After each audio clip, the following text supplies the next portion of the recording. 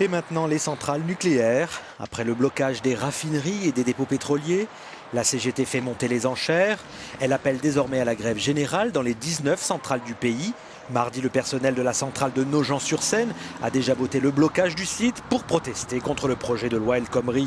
Ça suffit plus de se mettre dans la rue, on ne nous écoute plus. Et bien à ce moment-là, on va commencer à brandir des armes un peu plus importantes, un peu plus conséquentes. Et on va se mettre tous en lutte pour dire au gouvernement, ben non, ça suffit.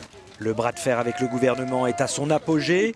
Mercredi, les forces de l'ordre sont allées au contact des grévistes. 11 dépôts d'essence occupés ont été évacués, comme ici, au dépôt de pétrole de Douchy-les-Mines dans le Nord. Mardi, c'est la raffinerie de Fos-sur-Mer qui avait été débloquée manu militari. De retour en France après un voyage officiel en Israël, Manuel Valls, devant les députés, s'est montré inflexible. Il n'y aura pas de retrait de la loi travail. Aucune option ne sera par ailleurs écartée. Les forces de l'ordre interviennent depuis vendredi et continueront de le faire. Et je veux saluer leur travail et leur sang-froid. Bien décidée à bloquer coûte que coûte le pays, la CGT a jeté son dévolu sur le pont de Normandie mercredi après-midi. Le péage d'accès y a été fermé à la circulation durant près de 2 heures. Côté approvisionnement, un tiers des stations-service est désormais en pénurie d'essence, totale ou partielle.